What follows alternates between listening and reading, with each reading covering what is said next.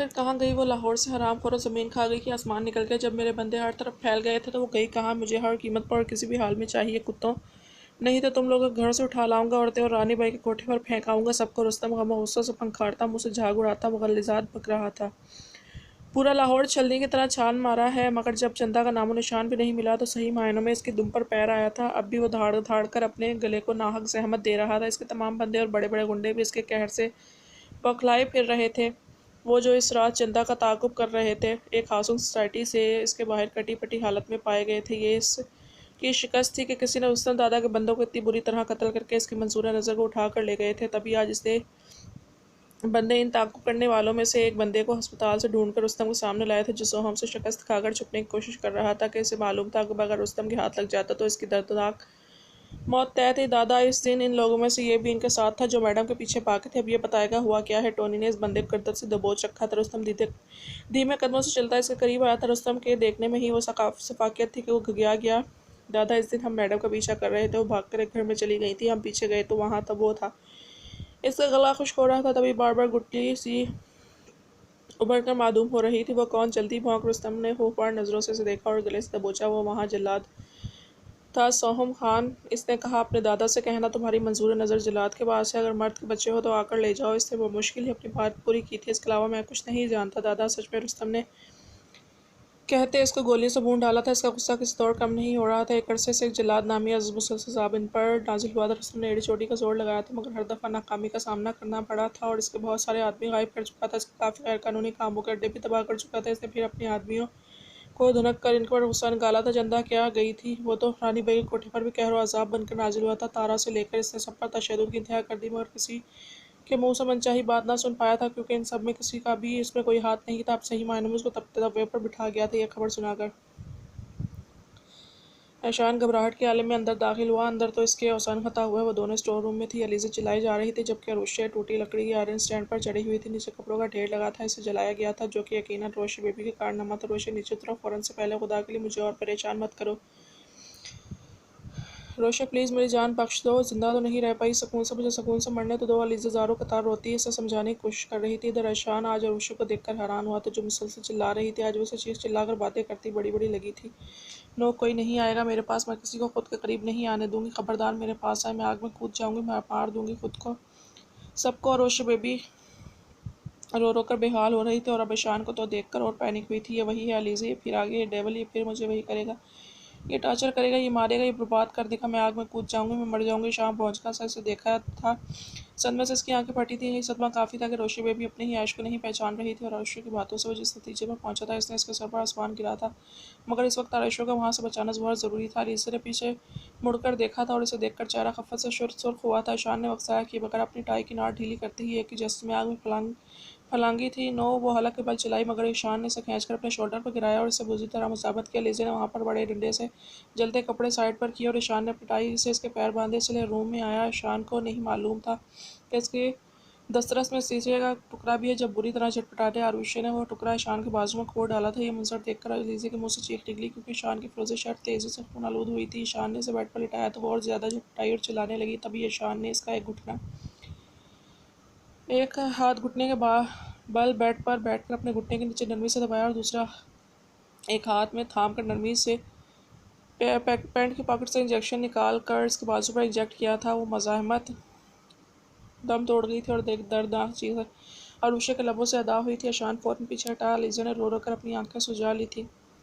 ईशान ने अपने कंधे से वो शीशे का टुकड़ा निकाला और एक मरतबा फिर बेड पर लेटने के हाल से वजूद को देखा। क्या हुआ था आरुष्य के साथ?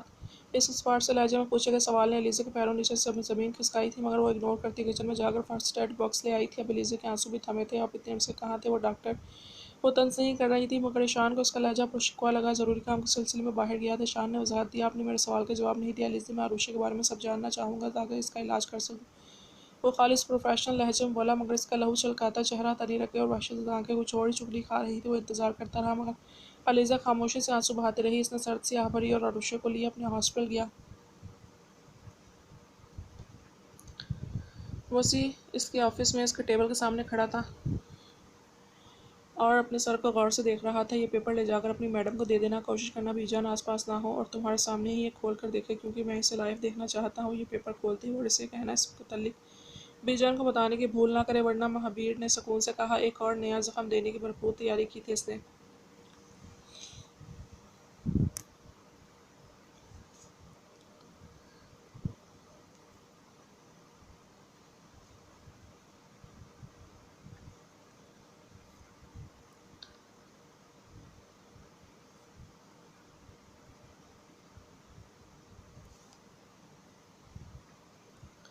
वो ये कहकर बड़ा सुकून हासिल कर रहा था, ये जाने बगैर मोहब्बत को रोने वालों को तो ये ऐसे डसती है, कांटा पानी भी न मांगे। मोहब्बत की नाकदरी करने वाले कांटों पर घसीट लिए जाते हैं, तिल तिल करके एड़ियाँ रगड़ते हुए तड़पते हैं, मगर मोहब्बत की गई नाकदरी का दावा नहीं कर पाते। वसी हवेली में दाखिल हुआ तो सामने ही सहन में धुले कपड़े तार पर डालकर सुखा रही थी और बीजन अपनी इबादत में मशगूल थी। वसी की निगाहें झुकी हुई थी। वो आगे आया, गला खंखार के से मुखातिब किया। इसके कॉलर पर लगे कैमरे से इसके काले लिबास में मलबूस सुगवार से होली वाली चांदी की तरह दमकती इसकी नाजुक सी लड़की को देखकर अपने ऑफिस में बैठे महाबीर को कुछ हुआ था, मगर इसने निगाह चुराई। मैडम, ये पेपर सर ने भेजे हैं। वो मुतवज्जा हुई तो वसी ने पेपर इसके सामने किए। वो खाकी लिफाफा देखकर इसके चेहरे पर एक साया सा आकर लड़ाया, जिससे वो जल्दी से छुपा गई। अंदर रखा, अभी मैं मसरूफ़ हूँ, बाद में देख लूँगी। वो लापरवाही से कहती वापस कपड़ों की जाने मुतवज्जा होने लगी। मैडम, सर ने कहा था कि ये वसी बुरी तरह हिचकिचाया, जबकि महाबीर सुकून से बैठा इन्हें देख और इनकी बातें सुन रहा था। सर ने कहा था मैडम का कहना ये फ़ौरन खोल कर देखें और इससे मुतालिक बीजान को इल्म ना हो। वसी की बात पर इसके लहजे इसके बाल्टी की जानिब बढ़ते हाथ ठटक कर उठे। वो सीधी हुई अच्छी तरह जान गई थी कि इस शख्स ने यकीनन इस पेपर में इसके लिए नया अजियतों का बाप भेजा होगा, यकीनन से देख भी रहा होगा, इसलिए वसी को कहकर भेजा कि अपने सामने खुलवाना। तभी जी खड़ा करके इसके हाथ से लिफाफा थामा। लिफाफा चाक करके से इसमें से पेपर निकाल कर खोल कर देखा। अजियती के 3 परवानों में से एक और पहला परवाना था। फजर ने एड़ी चोटी का जोर लगाकर अपने तासरात छुपाए थे और किसी हद तक कामयाबी हुई थी। तभी पेपर फोड़ करती सर्द और सपाट लहजे में सरसराते लहजे में वसी को कहा, अपने सर से कहना बहुत शुक्रिया, मगर मुझे तब ज़्यादा खुशी होती जब वो तीनों पेपर एक साथ भेजते और ख़ुद को और मुझे इस फंदे से एक ही मरतबा रिहाई बख्श देते। वो कहती अपने काम में मसरूफ़ हुई थी। वसी फ़ौरन वापसी के लिए मुड़ गया। इधर किसी पर जैसे पेट्रोल छिड़क कर आग लगाया दिखाई गई थी। तभी लैपटॉप उठाकर दीवार से मार कर धमाका सुनते सुकून हासिल करने की कोशिश की गई थी। तब अपने ऑफिस की हर चीज़ तहस नहस की थी। इसने पेपर वेट उठाकर अपनी किताबों की अलमारी का शीशा धमाके से चकनाचूर किया था। सीने में एक भांबड़ से जल उठा था, जिसे इसने सरतापा जलाया था और जलन एक और तकलीफ बर्दाश्त से बाहर थी। दर से पीछे मुड़कर देखा, सर का चमचा जा चुका था। फजल की आंखें झली जैसे किसी ने मिर्चें डाल दी हों। बमुश्किल ही अपना काम मुकम्मल किया और कमरे में आकर वॉशरूम बंद होकर अपनी आंखों से खून रोककर अपना गम गलत करने की कोशिश की थी। सोहम अपने अपार्टमेंट था। रात का वक्त था, हर तरफ खामोशी और सन्नाटा था। मुन्नी भी यहीं कहीं थी। वो अपने सीक्रेट रूम गया। ब्लैक रूम को कंट्रोल करने वाले कैमरों की स्क्रीन पर निगाह गई। वो चौंका मगर इग्नोर कर गया। अपने कपड़े लेकर वॉशरूम गया और फ्रेश होकर बाहर आया। नज़र बार बार भटक कर बंद स्क्रीन पर जाकर रुक रही थी। राइट, मुझे सिर्फ ये तजस्सुस है कि मोहतरमा क्या कर रही होगी। इसने खुद से कहते हुए स्क्रीन ऑन की तो रेड किट्टी में सनसनाहट से महसूस हुई थी। रवाहा की आंख खोली तो खुद को एक सिंगल बेड पर खाली कमरे में पाया। वो तड़प कर उठी। कहीं कोई खिड़की कोई दरवाज़ा नज़र नहीं आ रहा था। वो बेतहाशा खौफजदा हुई अब किस मुसीबत में फंस गई थी, और अगर रुस्तम दादा की दस्तरस में थी तो वो अपनी बिखरे और घुटनों में सर दिए फूट फूट कर रोई थी। सुर्ख हाफ ब्लाउज, लहंगा और ऊपर जालीदार अपर और वो जाली का दुपट्टा जो अच्छे से अपने इर्द गिर्द लपेट रखा था, जो हीरे की तरह दमकते इसके गदास बदन को छुपाने की नाकाम से कोशिश कर रहा था। इसने उठकर चारों ओर देखा, मगर कहीं जाए फरार ना दिखी। बस एक दरवाज़ा था, वो भी वॉशरूम का। तो वो वॉशरूम गई।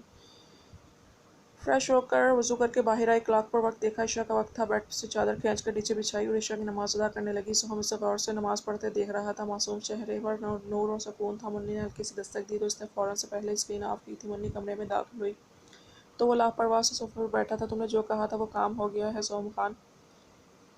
सोम खान, आगे क्या हुक्म है? मुन्नी ने कहा तो वो कुछ और ही कह रही थी, जबकि सोम खान का ध्यान किसी और जानिब भटक रहा था। शायद इसे खाना दिया? सोम खान पूछ बैठा। नहीं, मुन्नी ने एक हर्फी जवाब दिया। क्यों? सोम खान ने सफसार किया। अब तो वो ब्लैक रूम में है, जहाँ तुम अपने मुजरिमों को रखते हो इन्हें टॉर्चर करने, जहाँ इन्हें भूखे प्यासे रखते हो। और अब मुझे क्या पता अब तुम्हारी इस मुजरिम को खाना देना है कि नहीं। वो लापरवाही से बोला। मगर तुम्हारी पर जोर दिया था, जाओ खाना दो इसे। सोहम ने दूसरी जानिब नज़र घुमाकर कहा तो मुन्नी मुबहम सा मुस्कुराई, मगर जल्द ही अपनी मुस्कुराहट छुपा ली, क्योंकि इसे इस ग्रीन मॉन्स्टर से अपनी भतीसी नहीं निकलवानी थी। सोहम के फ़ोन पर एक मखसूस बेल सुनाई दी तो वो बेतहाशा चौंका था। फजर ने ईशा की नमाज़ पढ़कर अपने लिए सुकून की दुआ मांगी थी।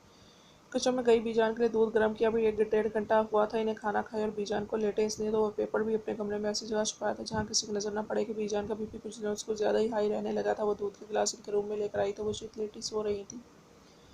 बीजन उठे, मेडिसिन ले लें। इसने करीब आकर आवाज़ दी, मगर जवाब निदार इसने बीजान को ज़रा सा हिलाया, ठंडी सी महसूस हुई। बीजान इसने बार बार पुकारा मगर जवाब नहीं दे रही थी। यह सोचकर इसलिए खुश हो रहे थे कि बीजान की तबीयत ख़राब हो गई। कांपते हाथों से बीजान का फ़ोन उठाकर महावीर का नंबर डायल किया। महावीर जो अपने रूम में था, रात को इस वक्त बीजान का नंबर फ़ोन पर ब्लैंक हुआ तो इसके माथे पर ढेर सारे बल आए। वो तो आगे ही इस वक्त कांटों पर लौट रहा था और ये सोच इससे पेपर वाली बात बीजान को ना बता दी हो मना करने के बावजूद, मगर फिर भी इसने जानने के लिए कॉल उठा ली। मगर सामने से जो आवाज़ सुनाई दी इसने सीने में पड़कते अलाव पर ठंडे पानी की छींटे मार दिए। महाबीर वो बेतहाशा रो रही थी। महाबीर को लगा वो पेपर के हवाले से बात कर रही है। क्या हुआ, बोलो अब, महाबीर ने कहा। दिल ने ख्वाहिश काश वो अपने नाजुक लबों से एक मरतबा ये बोलते कि मुझे आज़ादी नहीं चाहिए। महाबीर, बीजान उठ नहीं रही, इन्हें कुछ हो गया है, आप जल्दी आ जाएं। महाबीर के दिल की धड़कन बेतरतीब हुई थी। तभी लपक कर साइड ड्रॉर से मौजूद एक डिवाइस से चंद बटन पुश किए थे। क्या हुआ है इन्हें, और कब वो तूफान बना कीज, मोबाइल और वॉलेट उठाकर बाहर निकला था। खाना खाया था, अब मैं दूध लेकर मेडिसिन देने आई तो मुझसे बात नहीं कर रही। वो फिर रोई। आज इन सस्कियों से इसे मजीद वहशतज़दा का करिया था और आवाज़ सुनते रहने की ख्वाहिश अंगड़ाई लेकर दिल में बेदार हुई थी। वो बहुत तेज़ी से ड्राइविंग कर रहा था। डोंट वरी, मैं आ रहा हूँ, कुछ नहीं होगा। बीजान को ज़िंदगी में पहली मरतबा इस जालिम बेहद सितमगर के मुँह से तसल्ली के दो लफ्ज़ सुनकर वो टूटी थी। तभी बेतहाशा रोती फर्श पर बैठती चली गई थी। चंद ही पलों में इसकी गाड़ी हवेली में दाखिल हो चुकी थी। वो ही नहीं, इसके अलावा जबरान, शान और सोहम की गाड़ियाँ भी आगे पीछे हवेली में दाखिल हुई थी। पाशा और रेहाब भी पहुँचने वाले थे। सब अंदर की जानिब लपके अंदर वो बीजान के कदमों से लिपटी हुई बेहाल हो रही थी। जबरान और ईशान ही बीजान की जानिब बढ़े। महाबीर से लेकर जाओ, सोहम ने कहा। फजर महाबीर ने सुर्ख आंखें लिए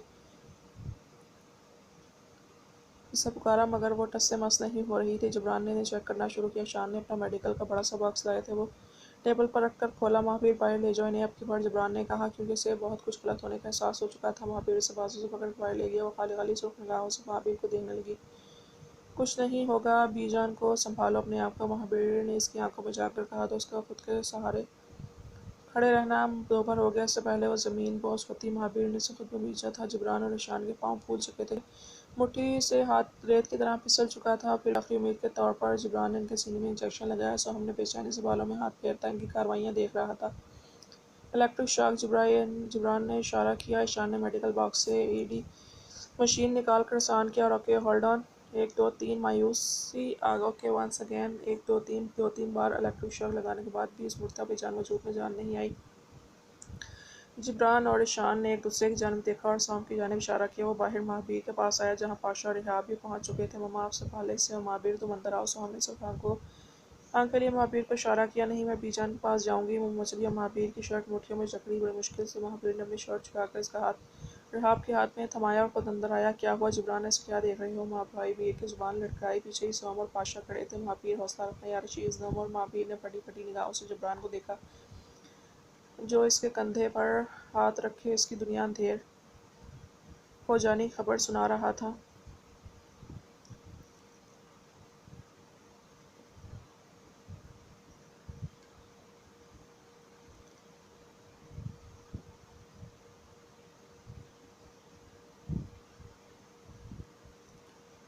जिब्रान के इशारा करने पर ईशान ने बीजान के सर तक चादर तान दी। वो जो बेकाबू होकर दरवाजे तक आई थी, वो अल्फाज सुनकर और बीजान के चेहरे पर तनी चादर देखकर एक दिलखराश चीख मारती हुई वहीं ज़मीन बोस हुई थी।